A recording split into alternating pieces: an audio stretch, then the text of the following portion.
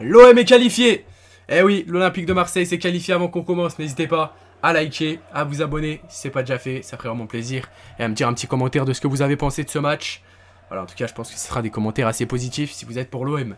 L'Olympique de Marseille s'est imposé 4-3 grâce à un triplé de Pierre-Emerick Aubameyang. On va en parler dans ce match. Et l'OM est qualifié, mais l'OM est qualifié minimum pour les barrages. On est sûr d'être deuxième, minimum. Mais l'OM n'est pas encore premier. Il va falloir assurer parce que là, on est premier actuellement.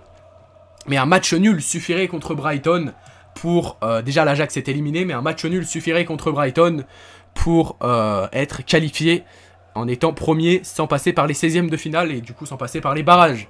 Voilà, si on fait match nul contre Brighton, on a 12 points. Si on gagne contre Brighton, on aura 14 points. L'OM s'est imposé, du coup on va résumer un petit peu ce match avec tout d'abord l'ouverture du score. L'ouverture du score sur penalty de Pierre-Emerick Aubameyang. Penalty provoqué par Ismaïla Sarr à la 9e minute. Avec voilà, une grosse faute, une faute je crois bien, c'était pas le penalty de la main parce qu'il y a eu 2 penalties. Du coup le penalty provoqué, super bien transformé par Ismaïla Sarr. Ensuite l'égalisation 23 secondes plus tard et ça c'est inquiétant.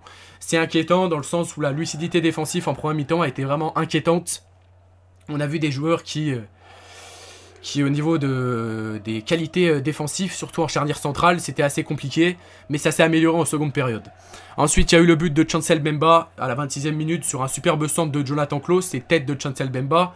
Ensuite, 2 minutes 23 après, comme quoi la fébrilité sur les 2 premiers buts, de garder les 2 premiers buts est très faible.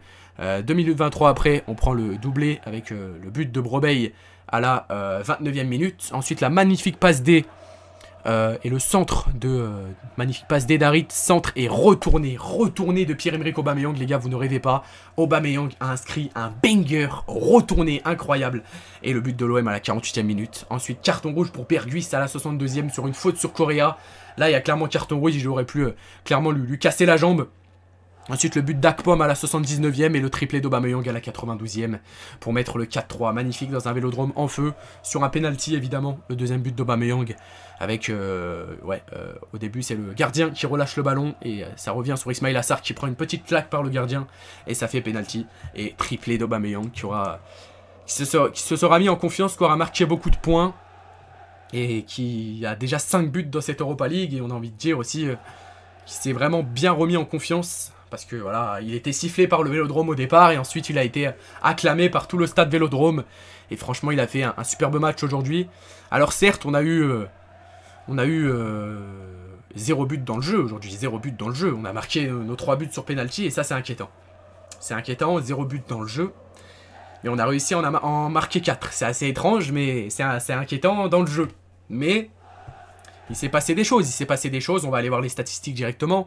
18 tirs pour l'Olympique de Marseille, 7 tirs pour l'Ajax, 10 tirs cadrés pour l'Olympique de Marseille, 6 tirs cadrés pour l'Ajax. Je vais essayer de vous les montrer, ces stats, voilà, elles sont là. Avec, non, ça c'est, oulala, c'est totalement pas le même match, c'est France-Gibraltar. Bon, je vais essayer de vous montrer les stats de ce match-là. Elles sont là, elles sont ici les amis. Elles sont ici, les statistiques. Bon écoutez, j'arrive pas à les montrer, je vais vous les dire finalement. Alors attendez, si elles sont là, finalement elles sont là. Elles sont là, ces statistiques avec du coup 18 tirs pour l'Olympique de Marseille, 18 tirs pour l'Olympique. Voilà, elles sont là. Elles sont là. Alors attendez, excusez-moi.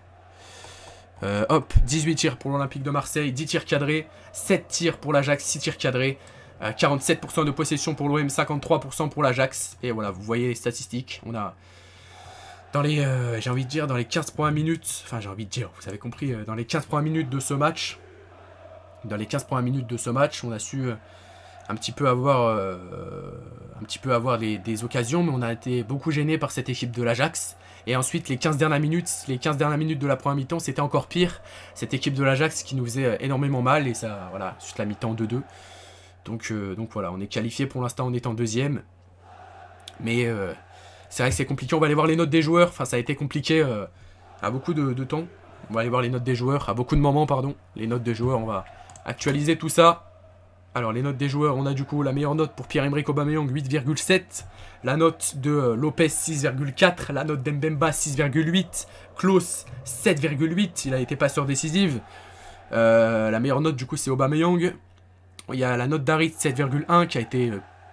bon dans ses dribbles, bon dans ses accélérations, un peu moins bon que d'habitude, mais plututôt pas mal.